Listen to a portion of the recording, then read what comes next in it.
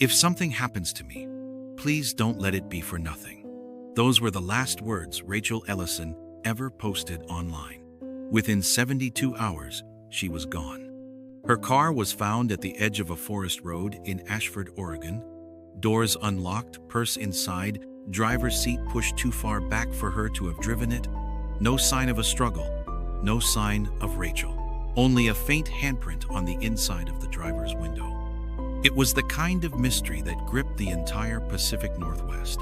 A young nurse who dedicated her life to helping others, suddenly vanishing after reaching out for help herself. What followed was a search for answers that would reveal obsession, manipulation, and the terrifying truth of what can happen when warnings go unheard. Rachel Ellison was 30 years old and worked as a trauma nurse at St. Luke's Medical Center in downtown Ashford. To her colleagues, she was the calm in the storm, someone who could hold pressure on a wound with one hand and comfort a terrified patient with the other. Outside the hospital, she volunteered at a women's shelter, helping victims of domestic violence rebuild their lives. Her mother, Linda Ellison, described her daughter as a giver, sometimes to a fault. She took in stray animals, lent money she didn't really have, and always put others first. Rachel lived alone in a modest townhouse near the forest edge with her rescue dog, Scout. Friends remember her as quiet but kind-hearted, the type who preferred hiking trails over crowded bars. In every photograph, she wore the same small smile, gentle, sincere, and faintly tired, as if she carried both empathy and exhaustion in equal measure.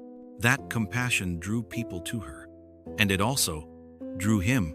Evan Marks first met Rachel at a community blood drive in the summer of 2019. He was a volunteer EMT, charming and confident. He made her laugh, offered to help carry boxes, and by the end of the week, they were inseparable. At first, their relationship looked perfect. Photos from hikes at Crater Lake, late-night takeout on the couch, inside jokes posted on social media, but beneath that normal surface, cracks were forming. Tessa Reed, Rachel's closest friend, later said, "At first, he was sweet texting good morning, picking her up from work, but it started to feel like he was always there. If she didn't answer fast enough, he'd show up at the hospital parking lot. He'd say it was to surprise her, but it didn't feel like a surprise. It felt like surveillance." By early 2020, Rachel began to notice how tightly Evan tried to control her world. He'd question who she texted, why she stayed late, and who she talked to at the shelter. He insisted she share her phone location. When she tried to laugh it off, he'd apologize and say he just worried about her safety. But the line between protection and possession was already blurring. Then came the night Scout went missing. Rachel came home to find the gate open and the dog gone. Hours later, Scout was sitting at her front door, muddy and shaking. When she told Evan, he smiled and said, "Maybe now you'll keep him inside where it's safe." She didn't realize until weeks later that he had been the one who let the dog out just to teach her a lesson about leaving things unsecured. In the spring of 2020, neighbors began hearing arguments from Rachel's townhouse, sometimes muffled, sometimes sharp, his voice cutting through the walls. On May 9th, police responded to a disturbance call after a neighbor reported hearing glass break. When officers arrived, Rachel insisted it was nothing, that she had knocked over a lamp, but body cam footage captured her trembling hands and darting eyes, glancing toward the back door where Evan stood, half hidden behind the curtain. She filed a temporary restraining order, but withdrew it days later. Friends said she didn't want to ruin his career. She wanted to believe people could change. Dr. Amy Walters, her colleague, later said, "Rachel spent her life helping women escape bad situations. She didn't want to admit she was in one." By autumn, Rachel tried to rebuild her life. She ended things with Evan, changed her locks, and started hiking again. To outsiders, she seemed fine, but friends noticed she was always on alert. She avoided driving at night and kept her phone within reach. On March 3rd, 2021, she texted her mother, I think he's watching me again." That evening, co-workers noticed her checking her phone constantly, glancing out the window. She mentioned a dark SUV parked across the street. The next night, she posted a cryptic message on Facebook. "If something happens to me, please don't let it be for nothing." It would be the last thing she ever wrote. On March 5th, Rachel finished her late shift at the hospital around 11:30 p.m. Security cameras captured her walking to her car, carrying her backpack and coffee thermos. She smiled at the parking attendant before driving off. That was the last confirmed sighting. When she didn't show up for her next shift, her supervisor called. No answer. By Sunday morning, her family reported her missing. Police tracked her phone to Cascade Pine Road, a desolate stretch lined with evergreens. At 6:10 p.m., officers found her Honda Civic parked on the shoulder. The driver's door was unlocked, the keys still in the ignition, her purse on the passenger seat. The driver's seat was pushed all the way back too far for her petite frame. There were no footprints, no drag marks, no sign of struggle. Her thermos in the cup holder was still half full, faintly warm. Detective Colin Reeves later said, "It was one of those scenes that just doesn't feel right. Too neat, too intentional." For the next 7 days, search teams combed through the forest. Volunteers formed human chains, calling her name into the rain. Helicopters circled above. Cadaver dogs sniffed through ravines and creek beds. Nothing.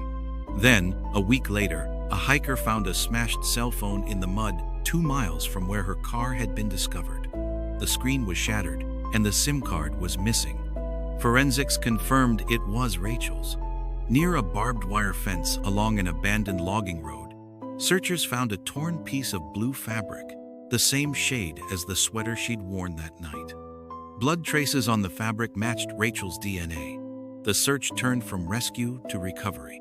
Police questioned Evan Marks 3 times. The first time, he said he hadn't spoken to Rachel in weeks. The second time, he claimed they'd bumped into each other at a grocery store days before she went missing. But phone records told a different story. A call from his number to hers at 11:52 p.m., just minutes after she left the hospital. When confronted, he said she must have butt-dialed him. A search of his house revealed zip ties, cleaning supplies, and a blue tarp in his truck. Suspicious, but not illegal.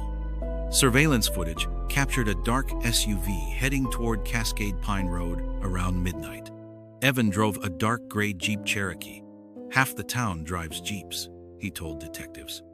That's not proof of anything. He was right. Circumstantial evidence wasn't enough. Without a body, there was no case. Rumors spread like wildfire. Some people online claimed Rachel had staged her disappearance to escape an abusive ex.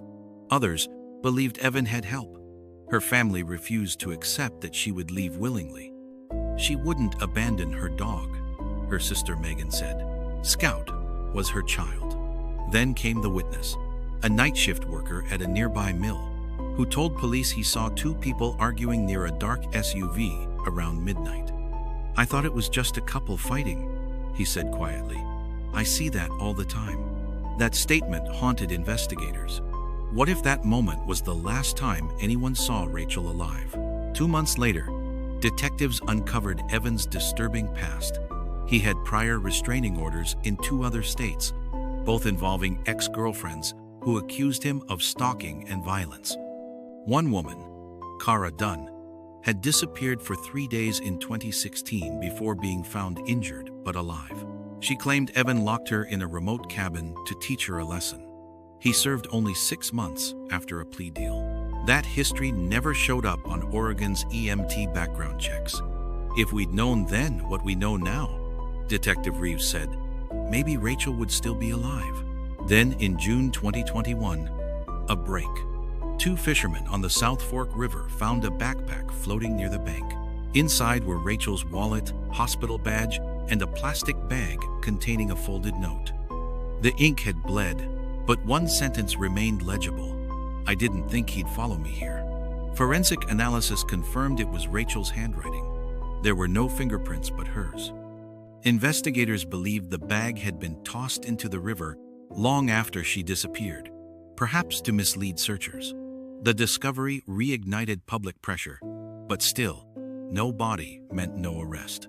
By December 2021, prosecutors convened a grand jury to review the evidence against Evan Marks.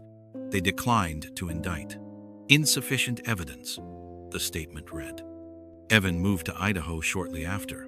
When a reporter confronted him in a grocery parking lot months later, asking if he killed Rachel Ellison, he smirked and said, "They'll never find anything because there's nothing to find." That single sentence became the headline that would haunt Ashford for years. For Rachel's mother, Linda, it was unbearable. "He gets to breathe free air," she said. "My daughter doesn't even get a grave." Outrage over the case sparked change. Lawmakers passed a bill in 2022 called Rachel's Law, mandating nationwide reporting of domestic violence orders and background checks for emergency responders. Her co-workers launched the Rachel Ellison Foundation, which provides relocation grants for abuse survivors trying to escape dangerous relationships.